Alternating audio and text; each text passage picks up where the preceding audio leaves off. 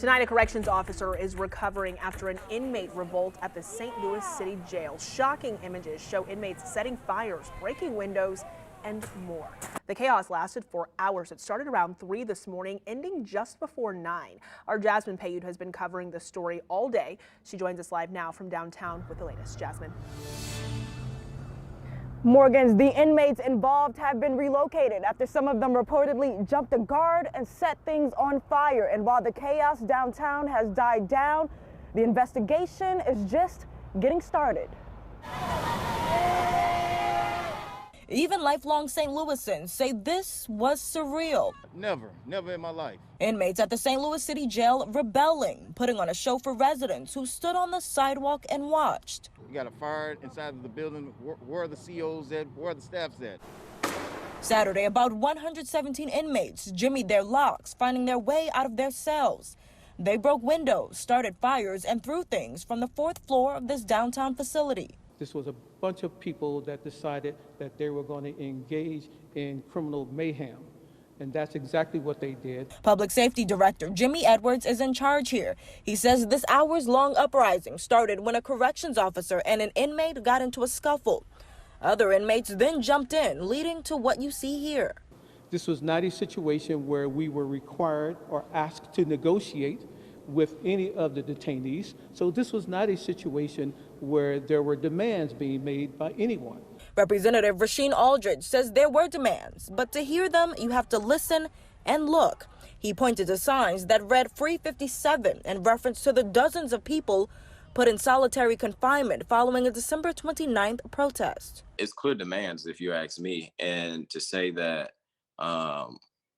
there was no demands. The whole point of a protest is saying something's not right. And you got people that are already in trouble in some form, right? Saying that they're willing to take that consequence even further because what's going on in these facilities is not right. Edwards says he expects additional charges to be filed against the inmates involved. But onlookers say accountability is a double-edged sword. The mayor of St. Louis should be accountable for it, and the person that runs the jail need to be accountable for this type of nonsense. The corrections officer injured today is expected to be okay. We're told no inmates were injured in either the unrest or the events afterwards. This is the third disturbance here in recent weeks. Live tonight, Jasmine Payud, 5 News Side.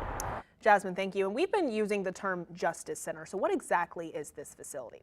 The city has 2 jails, the Medium Security Institution, and formerly known as the Workhouse. That's actually on Hall Street in North St. Louis. The Justice Center is downtown on South Tucker, across the street from City Hall. Now, right now, there are 892 inmates between the Workhouse and the Justice Center. Most of those are men being held for felony offenses. And continuing our team coverage tonight, our Justina Cornell is live with details about the City Justice Center itself, really breaking that down for us tonight. Justina? Yeah, Morgan, this facility opened up in 2002 and can hold up to 860 detainees.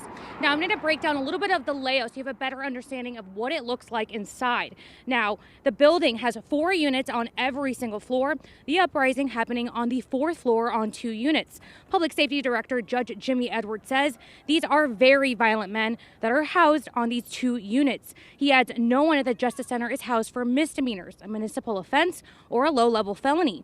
But he does highlight a problem. Now, the building was built with medium security locks, easily manipulated and compromised. This riot also showcases another issue. This is the 3rd disturbance in the last several weeks. The executive director of Arch City Defenders, which is a legal advocacy organization, tells us detainees are reaching out to them about inhumane conditions inside.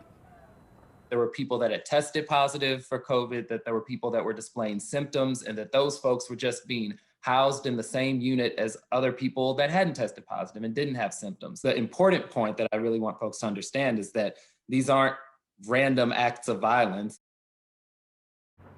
Now, there is a bit of history here at the City Justice Center. In 2008, an inmate was killed by another inmate. In 2011, 2 inmates escaped from here, sliding down bed sheets that were tied together. And in 2014, a guard was stabbed in the neck and arms by an inmate. Now, Judge Edwards says that no one here has COVID-19 in the building currently. Right now, the focus is to get defendants in a secure place to keep them and employees safe. Reporting in St. Louis, Justina Cornell, 5 on your side.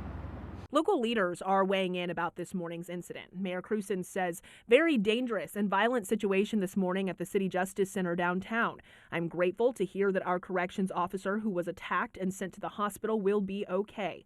All those involved in this destructive behavior remain in custody, with some being transferred. Thank you to all our first responders who worked to bring this disturbance under control. Board of Aldermen President Lewis Reed says, first and foremost, I am mostly concerned about the safety and security of the staff and inmates in the building. Hopefully they can utilize the additional space at MSI to help diffuse the situation. And just a note there, the MSI is also known as the workhouse. Meanwhile, City Treasurer Tashara Jones says the incident this morning at the City Justice Center is an indictment of our entire criminal justice system, a system that has inhumanely housed inmates and prisoners in the midst of a global pandemic without the necessary supplies to keep themselves safe.